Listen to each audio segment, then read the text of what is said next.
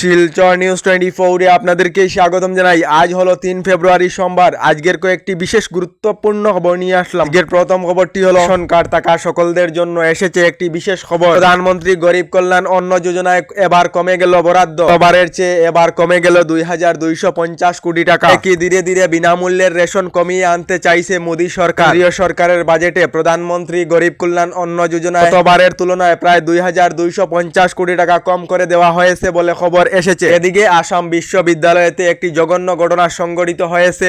এক 14 বছর বয়সী কিশোরীকে যৌন নির্যাতনের অভিযোগ উত্থাপন হয়েছে। জানা গেছে আইন বিভাগের কর্মচারী ফারুক আহমেদের বিরুদ্ধে এই অভিযোগ উত্থাপন হয়েছে। সরকার এবং প্রশাসন এত কঠোর হওয়ার পরও এ ধরনের ঘটনা রাজ্যে দেখা যায় বলে খবর এসেছে। এদিকে ভারতে জিবিএস নামের আরেকটি রোগ ছড়িয়ে পড়েছে। পশ্চিমবঙ্গেতে জিবিএস নামে রোগে 3 জন রোগী আক্রান্ত হয়ে মৃত্যুবরণ করেছেন বলে খবর এসেছে। তার সঙ্গে দেশ জুড়ে জিবিএস রোগে ভয়ঙ্কর রূপ ধারণ করেছে বলে খবর এসেছে।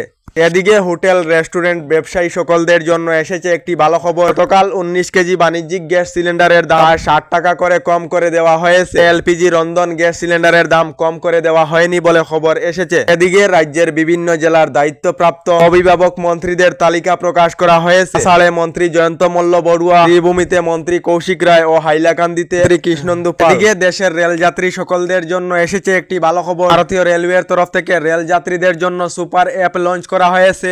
এই সুপার অ্যাপের মাধ্যমে এবার থেকে রেলযাত্রীরা টিকিট বুকিং সহ রেলের সমস্ত সুবিধা লাভ করে নিতে পারিবেন। সুপার অ্যাপের নাম হলো সরেল বলে রেলওয়ের তরফ থেকে জানানো হয়েছে। এদিকে দেশের কৃষক সকলদের জন্য এসেছে একটি ভালো খবর। কেন্দ্রীয় সরকারের বাজেটে কৃষকদের জন্য বৃহৎ ঘোষণা করা হয়েছে। এবার থেকে কৃষকদের কিষাণ কার্ডের লিমিট 3 লাখ টাকা থেকে 5 লাখ টাকা পর্যন্ত বৃদ্ধি করা হয়েছে।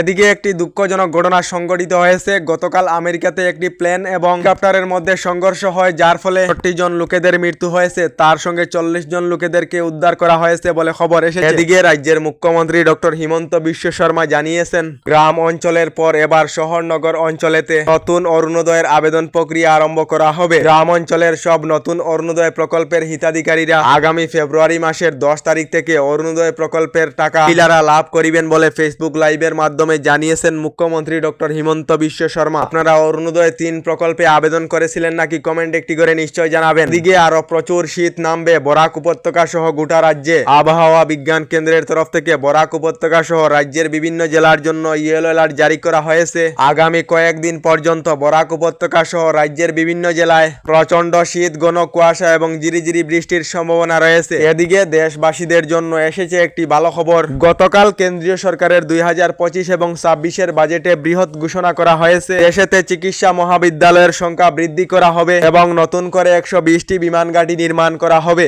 এদিকে রাজ্যের লাখ লাখ লোকেদের জন্য এসেছে একটি ভালো খবর। রাজ্যের যে সকল লোকেরা এখনো পর্যন্ত সরকারি গড় লাভ করেননি, খুবই শীঘ্রই সরকারি গড় লাভ করিবেন বলে জানিয়েছেন মুখ্যমন্ত্রী ডক্টর হিমন্ত বিশ্ব শর্মা। মুখ্যমন্ত্রী ডক্টর হিমন্ত বিশ্ব শর্মা জানিয়েছেন, খুবই শীঘ্রই রাজ্যে 3,88,000 নতুন সরকারি গড় প্রদান করা হবে। তার সঙ্গে যে সকল লোকেদের সরকারি গড়ের তালিকায় নাম রয়েছে এবং জিওট্যাগ সম্পূর্ণ হয়েছে, এই সকলেরা শীঘ্রই সরকারি গড় লাভ করিবেন বলে জানিয়েছেন মুখ্যমন্ত্রী ডক্টর হিমন্ত বিশ্ব শর্মা। এদিকে মুখ্যমন্ত্রী আত্মনির্ভর অভিযান 2.0 পোর্টাল আরম্ভ করা হয়েছে। রাজ্যের 75,000 যুবক যুবতীদেরকে 2 লাখ টাকা থেকে 5 লাখ টাকার সুবিধা প্রদান করা হবে। তার সঙ্গে 25,000 যুবক যুবতীদেরকে সেপ্টেম্বর এবং অক্টোবর মাসেতে 1 লাখ টাকা করে দেওয়া হবে। মুখ্যমন্ত্রী আত্মনির্ভর অভিযান 2.0 পোর্টাল আরম্ভ করা হয়েছে। এখনো পর্যন্ত যে সকল যুবক যুবতীরা আবেদন করেননি, শীঘ্রই আবেদন করে নিন। আমাদের ডেইলি খবরগুলি ভালো লাগলে আমাদের ভিডিওতে লাইক দিয়ে চ্যানেলটিকে সাবস্ক্রাইব করে নেবেন।